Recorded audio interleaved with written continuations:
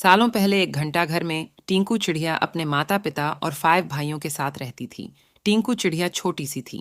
उसके पंख मुलायम थे। उसकी माँ ने उसे घंटाघर की ताल पर चहकना सिखाया था। घंटाघर के पास ही एक घर था जिसमें पक्षियों से प्यार करने वाली एक महिला रहती थी।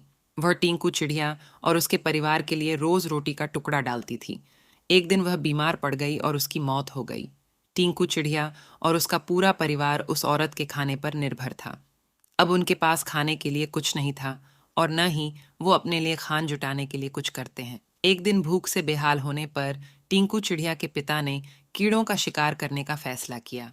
काफी मेहनत करने के बाद उन्हें 3 कीड़े मिले जो परिवार के लिए काफी नहीं थे। वे 8 लोग थे, इसलिए उन्होंने टिंकू और उसके 2 छोटे भाइयों को खिलाने के लिए कीड़े साइड में रख दिए।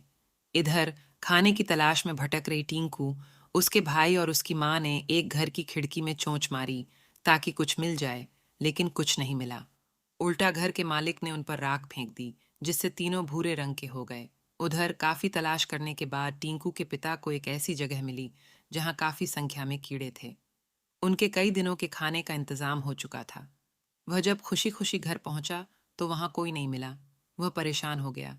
तभी टिंकू चिड़िया, उसका भाई और माँ वापस लौटे तो पिता उन्हें पहचान नहीं पाए और गुस्से में उन्होंने सबको भगा दिया।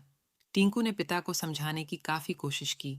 उसने बार बार बताया कि किसी ने उनके ऊपर रंग फेंका है, लेकिन टिंकू के हाथ असफलता ही लगी। उसकी माँ और भाई भी निराश हो गए, लेकिन टिंकू ने हार नहीं मानी। वह उन्हें लेकर तालाब के पास गई और नहलाकर सबकी राख हटा दी। तीनों अब अपने पुराने रूप में आ गए। अब टिंकू के पिता ने भी उन्हें पहचान लिया और माफी मांगी।